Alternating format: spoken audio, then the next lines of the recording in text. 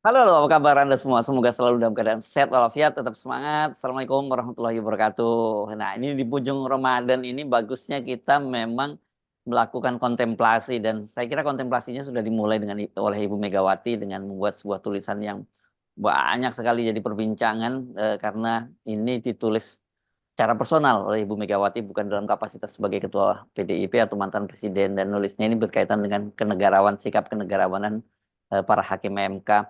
Dan kemudian ini saya membaca juga ada di media yang sama di Kompas juga ada seorang aktivis yang juga dosen di UNJ, Wedir Badrun yang merespon tulisan Ibu Megawati dan dia menyebutnya sebagai ultimatum moral. Wah, ini menarik ya. Karena seingat saya dua-duanya ini sekarang jadi amicus curiae dari Mahkamah Konstitusi. Ibu Mega menyebutnya begitu. Kalau Ubaidillah Badrun kan sebelumnya sudah menyatakan begitu bersama 303 orang akademisi dan civil society. Oke, saya ajak Anda bergabung dengan Bung Ubed. Kang Ubed, Assalamualaikum Kang Ubed. Waalaikumsalam warahmatullahi wabarakatuh, Mas Yes. Ersu. Jadi ini sama amicus saling berbalas pantun begitu ya antara Anda dengan Ibu Mega. Iya, saya sebetulnya agak terkejut karena di ujung tulisan Bu Mega ternyata memposisikan diri sebagai amicus curiae. Ya, Padahal saya kira ya boleh saja itu sebagai warga negara dan penting ya untuk ya. memberikan perspektif kepada hakim Mahkamah Konstitusi. Mhm, Tapi saya menangkapnya dari rangkaian argumentasi yang begitu panjang mhm, dan menurut saya cukup utuh begitu. mhm. Itu bukan sekedar amicus curiae sebetulnya, tapi Ya. semacam ultimatum, eh, ya ultimatum moral seorang Megawati saya kira Mhm, ya mhm, bisa dibaca dalam perspektif yang lebih lebih dalam begitu ya. mhm, mhm. Ya, Saya ya. meresponnya dengan metodologinya si Van Dijk sebetulnya Mas Ersu, Gimana dengan gimana, apa Pak? critical discourse analysis itu, Ya, bahwa memang ketika sebuah wacana, sebuah narasi diproduksi oleh seorang tokoh, ya. yang dilempar ke publik, dia sesungguhnya tidak hanya dipahami sebagai sebuah teks Mhm, yang mati begitu, mhm. tapi kita misalnya melihatnya dalam kerangka yang lebih utuh, bahwa ada kognisi sosial yang ada di dalam pikiran Ibu Megawati dan Mhm. ada konteks yang Bu Megawati tangkap Ya, sehingga kemudian beliau menarasikannya dengan sebuah saya sebut sebagai ultimatum moral ya ya, seorang ya. Megawati. Mhm, mhm. Saya kira nggak berlebihan kalau Anda menyebut sebagai sebuah ultimatum karena kan tulisan itu kalau di media disebutnya sebagai teasernya ya Ibu Megawati itu menyebutnya bahwa nanti putusan dari Hakim Mahkamah Konstitusi itu sebagai pertanda apakah kita memilih jalan kegelapan demokrasi atau kita memilih fajar keadilan. Kan itu sebenarnya Iya artinya itu betul. itu pilihan yang sulit yang harus dihadapi Iya, oleh hakim Mahkamah Konstitusi kan gitu ya. iya seperti dalam apa dalam diksi kitab suci saya kira ya. Mhm, mhm. Apakah memilih jalan zulumat ya Ya, atau ya. ilah nur ya kira-kira Ilanur, gitu. ya, ya betul itu ya. Batil atau hak dan batil lah gitu ya gitu. Iya, benar zulumati ilah nur. Hmm. Ini kan Ramadan ya Mas. Iya, iya, Jadi iya, saya iya. kira mungkin juga terinspirasi dari diksi itu ya. Mhm, Tapi kemudian Bu Mega mengingatkan bahwa ini momentum penting bagi seorang hakim ya. Mahkamah Konstitusi, apakah dia memilih menjadi negarawan Mhm, atau justru menjadi eh, ya mungkin bahasa lain sebagai pecundang atau mhm, hanya sebagai apa ya pemain di dalam meja pengadilan. mhm, Karena itu tawarannya adalah memilih jalan eh, menuju kegelapan demokrasi mhm. atau justru menuju fajar Ya. cahaya yang menerangi negara Mhm, Republik ini. Saya mhm, kira itu diksi yang menurut saya sebagai semacam ultimatum mhm. yang kita bisa tangkap karena argumen panjang Bu Mega itu sebetulnya meyakinkan kita bahwa Bu Mega melakukan perenungan. Ya. Mhm. Sampai secara kognisi sosial dia ceritakan bahwa dia pernah berdialog langsung dengan Para Bung tokoh-tokoh. Karno, Bung Ya. Hatta, tokoh-tokoh pendiri bangsa, Mhm, dan mhm, dia mengatakan bahwa dia adalah seorang anak, tapi juga pernah menjadi seorang remaja, seorang mhm, anggota DPR, ya, seorang presiden dan seterusnya, mhm. yang dalam tanda petik ya mungkin sudah cukup banyak makan asam garam politik, Ya, ya. sehingga cara beliau menurut saya cukup unik dan ini menjadi sesuatu yang baru dalam dalam mungkin disebut sebagai budaya politik baru Indonesia. Hmm. Bagaimana seorang ketua partai berkuasa Ya. lalu kemudian menegur praktek kekuasaan dan praktek hukum di Indonesia, Hmm. eh, bahkan terhadap presidennya sendiri yang Ya. itu dulu diusung oleh Ya. oleh Megawati kan begitu. Ya. Dan jangan Di lupa tengah dia Ibu masih Megawati juga mantan presiden, ya, jangan lupa itu. dan dia mantan presiden begitu. Ya. Ya. Jadi Ya. menurut saya itu budaya politik baru dan ya harusnya sih, sorry, agak serang Mas. Ya, oke. Harusnya menjadi catatan penting eh, hakim untuk mengambil keputusan terbaik di dalam kesempatan kali ini. Ya, ya, ya. Dan saya kira begini ya, kalau kita melihat track record dari Ibu Megawati ya, saya kira ini argumen Ibu Megawati itu tidak hanya utuh tapi konsisten. Karena kan sebenarnya dalam kasus ketika dia berurusan dengan Pak Jokowi itu sebenarnya justru yang batu penghalang besar dari ambisi Pak Jokowi itu terus-menerus berada dalam kekuasaan itu Ibu Megawati yang paling garda terdepan ya, mulai dari soal 3 periode, kemudian soal perpanjangan masa jabatan atau bahkan kemudian pemilu yang diundur dan sebagainya, itu kan Ibu Megawati dalam hal ini konsisten. Jadi saya kira ini menjadi selain bahwa beliau tadi sebagai ketua umum partai, mantan presiden, beliau punya otoritas moral yang sangat kuat karena beliau konsisten dengan sikap-sikapnya kan gitu. Iya, saya kira Bu Mega punya otoritas moral untuk bicara itu dan menulis sepanjang itu, Ya. karena beliau memang dalam urusan demokrasi termasuk ke tokoh yang cukup konsisten, Hmm. karena menolak upaya 3 periodenya Jokowi, kemudian Hmm. penundaan pemilu, bahkan upaya Jokowi untuk menjadi kingmaker capresnya PDIP, dia Ya. lawan begitu kan oleh Megawati. Lalu termasuk juga hasrat Jokowi ingin menjadi ketua umum partai PDIP, Mhm. juga Megawati ingin tetap on the track dalam anggaran dasar dan anggaran rumah tangganya PDIP. Dan menurut saya itu bentuk konsistensi seorang Megawati. Meskipun ya saya agak kritis di situ dalam respon saya di Kompas itu, bahwa kalau saya Megawati, saya kira saya sudah keluar dari barisan Jokowi sejak 2019, Mas. Ya, ya, ya, ya, ya. Mhm. Ketika Mhm. ketika Jokowi terlibat dalam upaya untuk melakukan revisi terhadap Undang-Undang KPK yang Mhm. kemudian melemahkan KPK dan mengakibatkan puluhan penyidik yang kemudian harus dites Ya. wawasan kebangsaan dan harus tersingkir dari KPK. Ya, Orang-orang jangan punya. lupa KPK itu lahir pada eranya Ibu Megawati.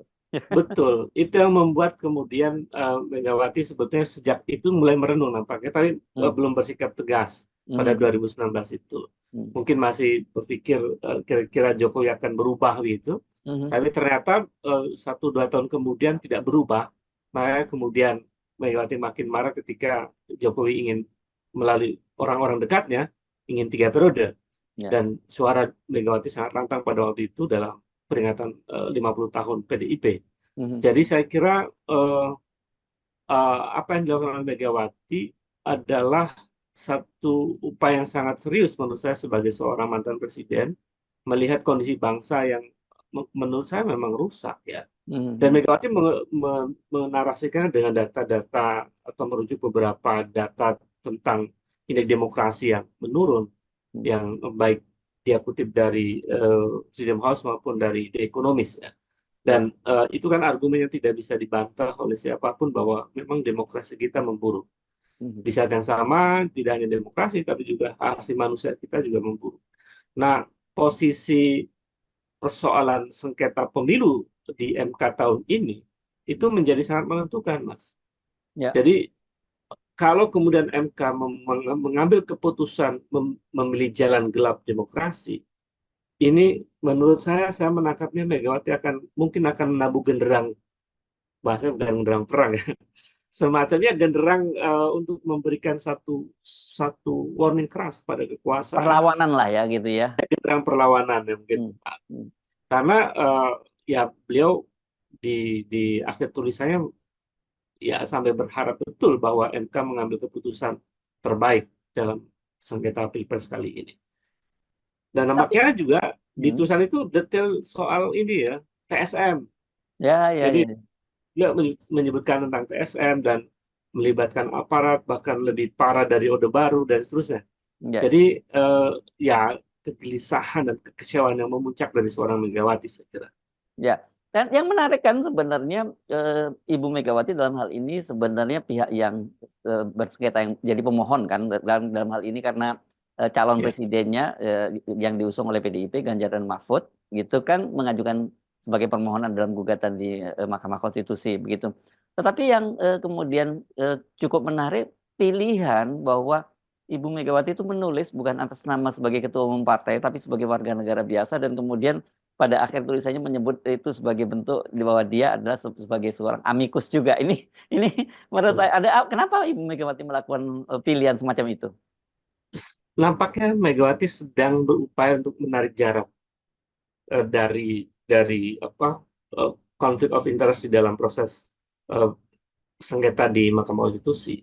Dengan cara mengambil jarak itu, dia kemudian menulis mungkin lebih objektif atau lebih jernih untuk memberikan semacam apa narasi yang utuh kepada hakim Mahkamah Konstitusi. Ya, Meskipun Megawati menyebut 9 dewa konstitusi di situ, padahal ya, tinggal ya. 8 sekarang, Tinggal Mas. 8 ya. Ada Hmm. tinggal 8 karena Paman Anwar itu Hmm. tidak boleh ikut Ya. di dalam sengketa Hmm. ini karena dia ada berpotensi ada konflik of interest di situ. Ya. Ya, oke.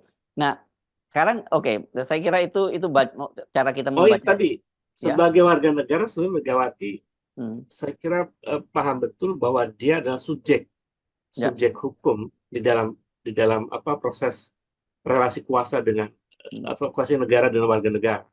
Ya. Nah, dia memanfaatkan posisi warga negara sebagai subjek itu Ya. untuk kemudian terlibat di dalam atau memberi mungkin saya sebut sebagai partisipasi seorang warga negara yang Hmm. oleh konstitusi dibenarkan. Ya. Sebagaimana dalam pasal 28 Undang 45 dan seterusnya. Jadi Megawati saya kira orang yang sangat konstitusionalis ya. Selalu Ya. menggunakan narasi-narasi konstitusi kan. Ya. Dan Ya. dia menggunakan itu, Mas. Jadi Oke. memanfaatkan posisi itu untuk menjadikan dirinya sebagai amicus curiae. Ya. Ya. Meskipun ya saya tadi sebut itu ultimatum seorang Megawati. Iya, iya kan saya kira penilaian ini betul ya kalau kemudian dalam kapasitas sebagai ketua umum PDIP orang akan melihat oh ini kan dia sedang bersengketa di Mahkamah Konstitusi begitu ya. Tetapi ketika beliau itu menjadi dalam tanda petik menanggalkan atribut-atributnya itu saya kira bukan hanya sekedar bahwa untuk menghindari konflik of interest, tetapi itu lebih pada dia mengambil tanggung jawab sebagai seorang individu yang kebetulan menjadi ketua umum partai dan yang mengusung Jokowi. Saya kira bisa kita tafsirkan begitu juga kan? Iya, Mas. Jadi memang peran itu mestinya, halo, Ya, silakan. Hmm. peran itu kan mestinya juga eh, cara seperti itu maksud saya. Ya. Cara seperti yang dilakukan oleh Megawati itu mestinya juga dilakukan oleh siapapun Hmm. mantan presiden Hmm. ataupun presiden. Ya. Jadi andai misalnya Jokowi menarik jarak dari posisinya sebagai presiden, lalu Hmm. dia merenung, saya yakin sepertinya Jokowi harusnya mundur dari jabatan sebagai presiden. Hmm. Hmm. Karena Hmm. dia pasti mendapatkan sesuatu. Hmm. Nurani akan muncul, oh ya saya salah. Saya Hmm. melangkah terlalu jauh Hmm. dan terlalu vulgar, kemudian dan seterusnya ya. Menurut Nah, nah. saya itu mestinya perenungan itu ada di situ. Nah, Tapi kan tapi Anda saya do- kira do- overestimate terhadap Pak Jokowi Anda. ya ya siapa tahu ya kan Ya. aturannya terpanggil untuk Hmm. untuk mundur dari situasi sekarang karena yang persoalan kan dari situ menurut saya. Ya, ya. Karena dia yang persoalan dari situ, ya lalu dia menangkap pesan dari Megawati. Secara secara tidak langsung sebenarnya Bu Mega mau mengatakan bahwa eh, pelanggaran-pelanggaran etik berat yang terjadi dalam proses elektoral itu sama dengan meruntuhkan marwah konstitusi, ya. Hmm. Meruntuhkan marwah atau kewibawaan undang-undang atau hukum. Ya. Dan siapa aktor yang menjadi aktor utama dari runtuhnya marwah hukum itu? Ya tidak lain tidak bukan adalah sang presiden.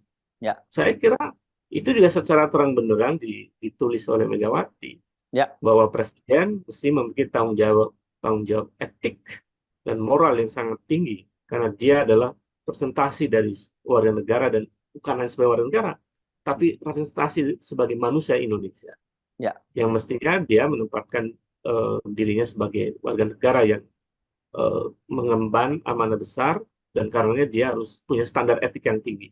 Ya. Nyatanya Oke. kan tidak. Ya, ya. Nah, ini gini, sebelum kita ngomongin ya implikasi atau dampak dari tulisan Ibu Megawati, mari kita bicara dulu tentang apa yang dibayangkan oleh Ibu Megawati ketika Majelis Hakim itu mengambil keputusan. Ya kan, kalau kegelapan demokrasi itu berarti kan para hakimnya akan menolak, ya, menolak gugatan dari 03 dan 01 begitu ya. Tetapi kalau kemudian itu memilih fajar keadilan itu artinya mengabulkan gugatan keduanya begitu. Tetapi kita juga tentu memahami kesulitan atau dilema yang dihadapi oleh Majelis Hakim di Mahkamah Konstitusi. Nah, kita bayangkan katakanlah kalau kemudian ternyata Hakim Konstitusi itu kemudian tunduk pada kegelapan itu tadi, itu menurut Anda apa implikasinya yang akan terjadi? Ya, pertama saya kira Hakim Mahkamah Konstitusi mesti menangkap eh, ultimatum Bu Mega itu sebagai referensi penting Ya, dalam mengambil keputusan menjadi pertimbangan. hmm, Dan karena itu eh, tentu harus menghasilkan keputusan yang tepat dalam situasi ya, sekarang. hmm, Misalnya bisa saja misalnya melakukan diskualifikasi atau bahkan salah satunya diskualifikasi dari seorang cawapres, hmm, hmm, apa Gibran misalnya. ya, Tapi kalau kemudian eh, Hakim Mahkamah Konstitusi tidak mengambil keputusan yang tepat dalam situasi sekarang, itu artinya memang demokrasi kita memasuki abad kegelapan. hmm, hmm, Dan kalau itu yang terjadi, kalau itu yang terjadi, menurut saya situasi politik justru akan makin makin suram. hmm, Tensi sosial juga akan naik, dan saya kira rasional kalau kemudian Megawati akan memilih jalan yang mungkin lebih progresif dari apa yang dia lakukan sekarang. hmm, ya. Saya kira itu, Mas Serge. Ya, dan saya kira kan kalau kita lihat track recordnya Ibu Megawati yang punya catatan panjang sebagai oposisi begitu ya, berada di luar oposisi, itu bukan hal yang baru sebenarnya bagi beliau, tapi mungkin ironisnya atau tragisnya itu ketika dia harus berhadapan dengan oposisi dengan orang yang dibesarkannya kan harusnya itu yang Ya. menurut saya sisi yang akan dihadapi oleh Ibu Megawati. Makanya ini situasi baru. Bagaimana eh, seorang Megawati kemudian berani mengambil sikap, Mas. Jadi Ya, bayangkan dia adalah pendukung utama presiden. Lalu ya. presidennya di tengah jalan keluar dari track begitu. Kalau Hmm. seorang Megawati adalah seorang yang oportunis, mungkin dia tidak akan membuat tulisan itu. Ya. Hmm. Artinya Megawati kembali menjadi negarawan Hmm. untuk ke dalam konteks ini. Dengan posisi itu kemudian dia bisa menegur atau memberikan perspektif pada Mahkamah Konstitusi. Hmm.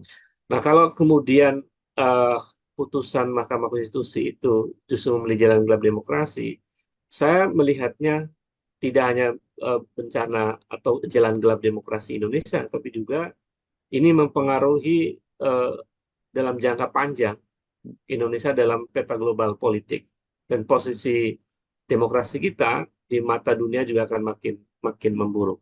Itu Ya. yang akhirnya berdampak pada situasi ekonomi, situasi sosial, dan lain-lain.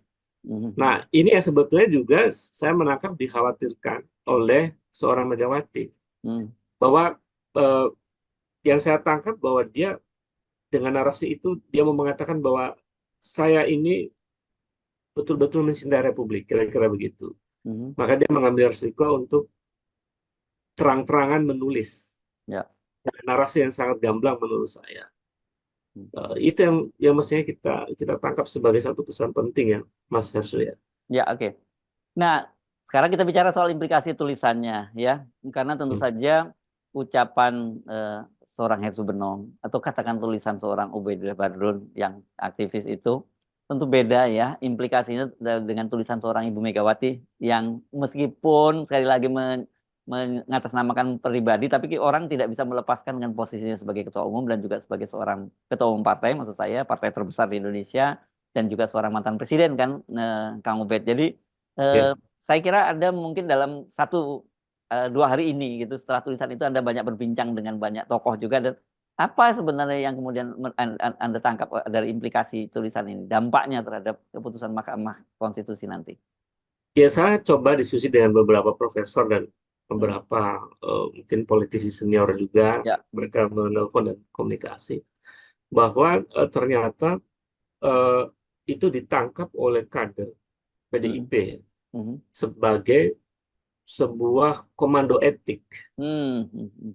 Jadi komando etik itu maknanya adalah ada perintah dari Megawati yang basisnya adalah eh, etik negara, moral negara. Dan Megawati disebut sebagai falsafah pembebasan itu yang dia sebutkan dalam tulisan itu sebagai Pancasila.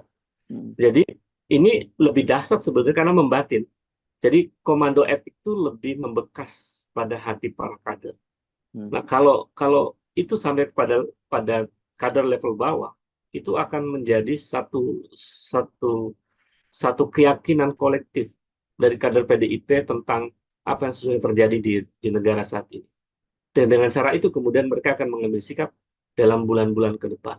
Nah, ini yang sebetulnya patut ditangkap eh, oleh banyak pihak, termasuk kaum cendekiawan dan pers, saya kira, bahwa ini Megawati sangat serius. Eh, Tidak sekedar menulis artikel opini, tetapi dia betul-betul kontemplasi, melakukan refleksi dan perenungan mendalam untuk menuangkan pikiran-pikirannya. Tentu beliau berdiskusi dengan banyak pihak ya untuk menulis itu. Ini dalam bayangan saya, Mas. Sampai kemudian beliau menulis tangan dari banyak diskusi itu, lalu dia uraikan dalam satu artikel opini di Kompas.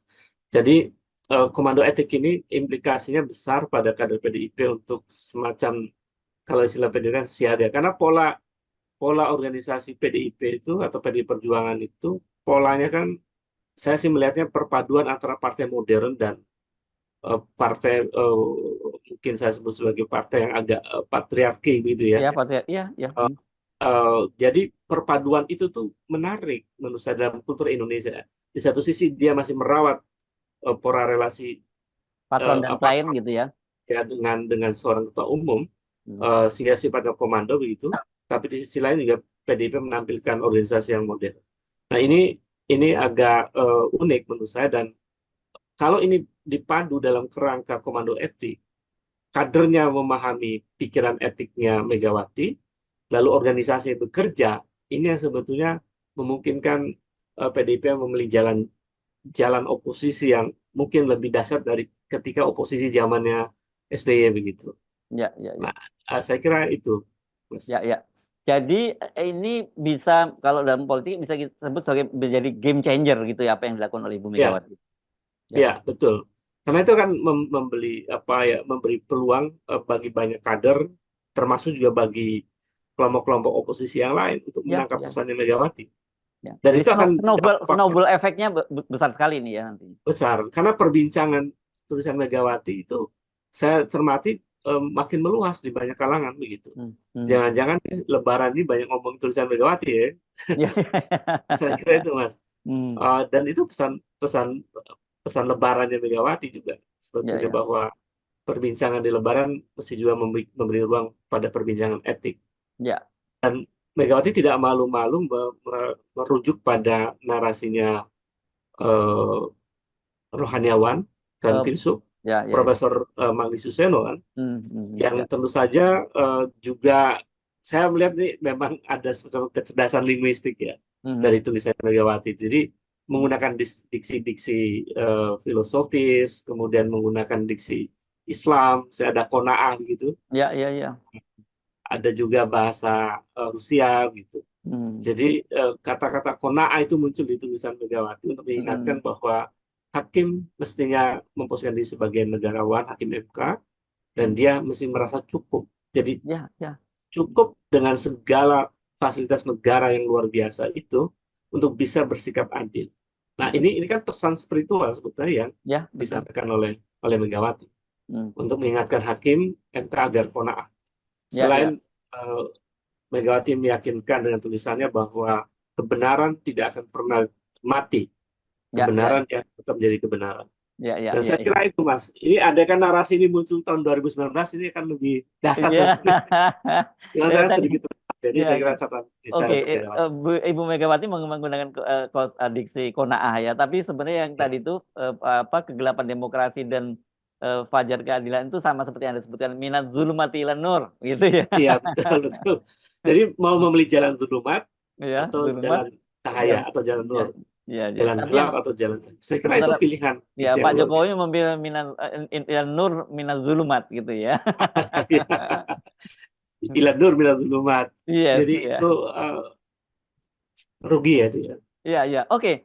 Jadi, ini luar biasa ya, setelah sekian lama Ibu Mega berdiam diri ya, tidak ada komentar apapun, kita tidak pernah menunggu ada statement apapun dari Ibu Megawati, tiba-tiba muncul tulisan yang seperti itu. Dan saya kira satu hal gitu ya, selain pesan moralnya, cara beliau menyampaikan dengan menuangkan dalam sebuah tulisan itu sendiri kan itu merupakan suatu, apa ya, sesuatu nilai lebih yang mesti kita apresiasi sangat tinggi ya, Kang Ubed ya. Iya, Mas Arsul. Dan itu kan kelihatan sekali kognisi sosialnya kalau saya meminjam Ya. perspektifnya Pandit. Jadi Megawati bisa misalnya mengurai dengan baik tentang Hmm, apa Dewi Keadilan itu hmm, yang ada di meja kerjanya di rumah, hmm, bahwa seorang hakim sampai harus menutup matanya demi keadilan, hmm, dan pedang itu tidak diacungkan tapi diletakkan di bawah hmm, sebagai tanda bahwa hukum tidak untuk membunuh manusia, hmm, tetapi demi keadilan dan kemanusiaan. Jadi saya kira narasi-narasi itu kan muncul di awal dan itu menggambarkan kognisi sosial Megawati yang cukup ya, lengkap saya kira, dan oke, dengan mengutip banyak cerita tentang masa lalunya dan seterusnya. Saya ya, kira itu patut kita apresiasi, dan saya kira pertama kali saya merespon tulisan Megawati atau ya, narasi Megawati agak lebih agak saya tarik secara akademis begitu Mas, hmm, hmm, hmm. karena menurut saya ini sejarah baru seorang Megawati. Ya, dan Anda memilih menulisnya juga di media yang sama ketika Ibu Megawati menulis itu gitu ya? Betul, karena saya kira publik juga perlu membaca itu bahwa ini episode penting dalam sejarah demokrasi kita. Oke, baik, terima kasih, Kang Ubed ya. Ya, sama-sama Mas. Ya, sekali lagi selamat menjalankan ibadah puasa dan juga tentu mohon maaf lahir batin ya, jika ada Sama-sama Mas Arsul, kesalahan. Mbak Ya, ya. Baratin. Ya, assalamualaikum warahmatullahi wabarakatuh. Assalamualaikum warahmatullahi wabarakatuh.